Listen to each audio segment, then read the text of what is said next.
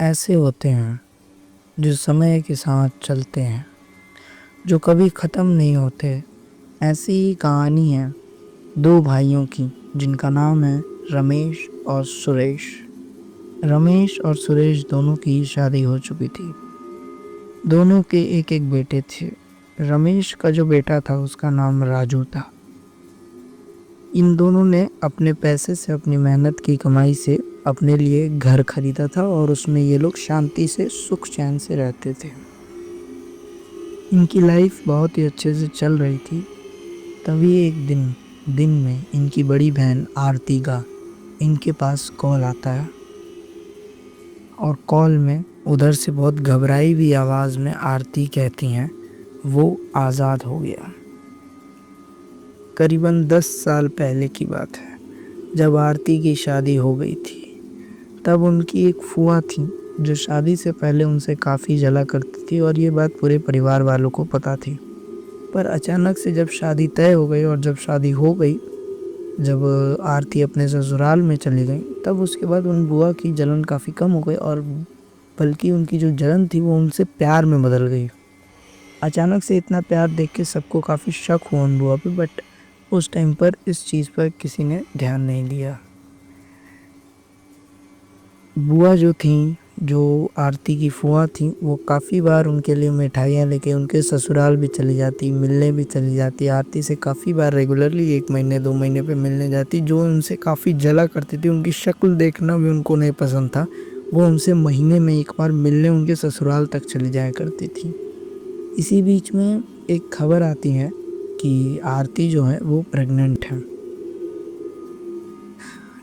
आरती एक और चीज़ बताती हैं कि आरती ये नोटिस करती हैं कि उनके जो प्राइवेट गारमेंट्स हैं, जो अंडर गारमेंट्स हैं, वो भी काफ़ी तरह से गायब हो रहे हैं। पर वो उस टाइम पर नई शादी हुई थी एंड वो प्रेग्नेंट भी थी, तो काफ़ी सारे रिचुअल्स घर के होते हैं और काफ़ी सारे रिलेटिव्स भी उनसे मिलने आ रखे होते हैं।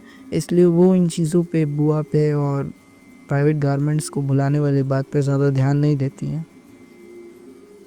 जब डिलीवरी हो गई तो जो बच्चा था वो मिसकैरेज हो गया। मतलब बच्चा अंदर ही पेट में वो मर गया, मिसकैरेज हो गया। सब कुछ ठीक होता लेकिन फिर ये चीज़ 2 बार हो गई। उनके साथ ये हादसा जब 2 बार हुआ तो पूरा परिवार डिप्रेशन में चला गया। उन्हें लगा कि ये कुछ मेडिकल साइंस की प्रॉब्लम है। बट पूरे परिवार में एक जो आरती की सासू माँ थी, वो काफ़ी समझदार थी, या यूँ कह लीजिए कि उनको काफ़ी इन चीज़ों पे भरोसा था। तो उन्हें ऐसा लगा कि ये कुछ ऊपरी मामला है, इससे किसी तांत्रिक को दिखाना चाहिए। तो जो सासू माँ थी उनके एक गुरु थे, उन्होंने उनसे संपर्क करने की कोशिश की। तो तांत्रिक जी को बुलाया गया। तो जैसे ही वो आए, उन्होंने घर के अंदर कुछ ब्लड ड्रॉप्स दिखाए सबको और उन्होंने भी देखे। जैसे सोफे के नीचे हो गए, घर के कॉर्नर्स में हो गए। ये जो ब्लड ड्रॉप्स थे ये आज से पहले किसी ने ध्यान नहीं दिए या न देखे, न दिखे किसी को। उन्होंने ये देखते ही 2 दिन का समय मांगा था कि अब 2 दिन के बाद मैं आऊँगा एंड देन अपनी क्रिया जो भी है वो करूँगा। आरती के घर सभी लोग गए। अब जब 2 दिन बाद बीते, जब 2 दिन बाद वापस से तांत्रिक आए, तो इस बार उन्होंने कहा कि मैं आरती के घर जाना चाहूँगा, मतलब जो आरती का मायका है वहाँ जाना चाहूँगा। वहाँ पे बस अब बूढ़े माँ बाप और रमेश सुरेश, उस टाइम पे जो छोटे थे वही थे बस। परिवार काफ़ी गरीब था। उनका एक घर था जो पुश्तैनी था। उसमें जो किसी को एक रास्ता नहीं पता था, जो काफ़ी नीचे होता था। एक नीचे वाले घर, उनके एक घर में एक रूम था, या यूँ कह लो कि एक रास्ता था जिसको हम लोग नीचे वाला, उनके घर में उस रूम को नीचे वाला रूम कहा जाता था। तो वो जो नीचे वाला रूम था, उसमें जब तांत्रिक उनको लेके गए, पहली बात तो ना आरती को ना उनके छोटे भाइयों को इस रूम के बारे में पता था। सिर्फ मम्मी पापा को इस रूम के बारे में पता था और ये काफ़ी लॉक रहता था। तो जब तांत्रिक को इस रूम के बारे में पता चला, वो तांत्रिक बिना किसी के बताए, बिना किसी से मतलब बताए, ना मम्मी पापा ने उनको आज से पहले कभी बताया था, ना वो आज से पहले उनके घर में कभी गए थे। वो डायरेक्ट उस रूम में गए, उसका ताला खुलवाया एंड जैसे ही वो लोग अंदर गए, वहाँ पे उन लोगों ने जो देखा वो देख के वो लोग पूरा शॉक हो गए। वहाँ पे एक अजीब तरीके से जो फुआ थी उनकी लाश पड़ी हुई थी। जैसे ऐसा लग रहा था कि वो पूरी तरह से नग्न, मतलब विदाउट एनी क्लोथ, और उनके जो बॉडी था, उनके बॉडी में 1% भी कहीं खून नहीं था, ब्लड की एक मात्रा नहीं थी उनके बॉडी में। तब कुछ देर के बाद जो बाबा जी थे, जो तांत्रिक थे, वो बताते हैं कि जलन के कारण फुआ ने ही जो आरती है उसके ऊपर मारण क्रिया करवाई थी।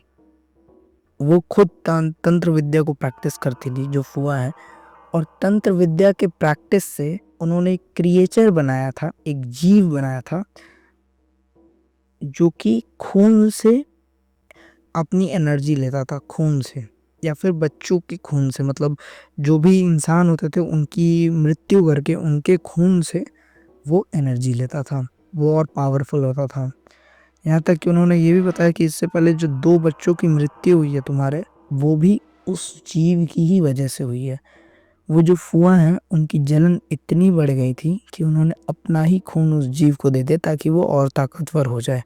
इसीलिए उनकी मृत्यु वहाँ पर हुई, और वो अपने सारे काला जादू के प्रैक्टिसेस उसी रूम में करती थी क्योंकि वहाँ पर कोई आता जाता नहीं था। तो उस टाइम उन्होंने 11 और तांत्रिकों को बुलाकर एक हवन कराया था, जिसमें उन लोगों ने उस जीव को, उस क्रिएचर को एक ताबूत में बंद कर दिया था। उसके ऊपर काफ़ी मंत्र, काफ़ी धागे, इन सारी चीज़ों को बांधा गया था ताकि वो खुले ना। उसे फिर ज़मीन में गाड़ दिया गया, और ऐसे गाड़ा गया कि ना उसके बारे में किसी को बताया गया और ना ही किसी को दिखाया गया कि कहाँ वो गाड़ा गया है, ताकि ना ही कोई इसे खोले और ना ही किसी को, जो पता नहीं होगा तो कोई इसे खोल भी नहीं पाए क्योंकि किसी को पता ही नहीं है। तो उन तांत्रिकों ने अपने हिसाब से उसे गाड़ दिया। अब अभी की सिचुएशन पे आते हैं। अभी आरती ने रमेश को कॉल किया और ऐसा कहा कि रमेश वो आज़ाद हो गया। अब रमेश इतना सुनते ही, उस टाइम जब ये सारी चीज़ें हुई थी तो रमेश काफ़ी छोटा था, उनका छोटा भाई सुरेश उनसे भी छोटा था। रमेश उस टाइम पे करीबन 18 साल के होंगे, 18-19 साल के। तो अब उन्हें उन चीज़ों पर उतना विश्वास नहीं था। जैसे ही सारी चीज़ें हुई, अभी ये लोग बात ही कर रहे थे, तब तक रूम में जो रमेश का बेटा था राजू, वो आता है और सामने दीवार पर लगी कील पे अपना सर बहुत ज़ोर से मारता है, इतना ज़ोर से कि खून खून उसका सर हो जाता है, और वो तुरंत इतनी ज़ोर से मारने के कारण उसकी ऑन द स्पॉट डेथ हो जाती है। इसके पहले और भी कुछ हो, क्योंकि सुरेश का जो बेटा था वो काफ़ी छोटा था और वो काफ़ी पोजेस्ड था, मतलब वो बहुत अजीब अजीब सी हरकतें कर रहा था, बहुत ज़ोर ज़ोर से चिल्ला रहा था, देख के क्लियरली पता चल रहा था कि वो पोजेस्ड है। बाबा को बुलाया जाता है, जो पहले बाबा थे, मगर पता चलती है, खबर मिलती है कि वो मर चुके हैं। सुरेश ने बिना किसी टाइम को व्यर्थ किए किसी दूसरे बाबा को बुलाया। उन्होंने सारी बात जो जो पुरानी थी वो एक एक बात बताई।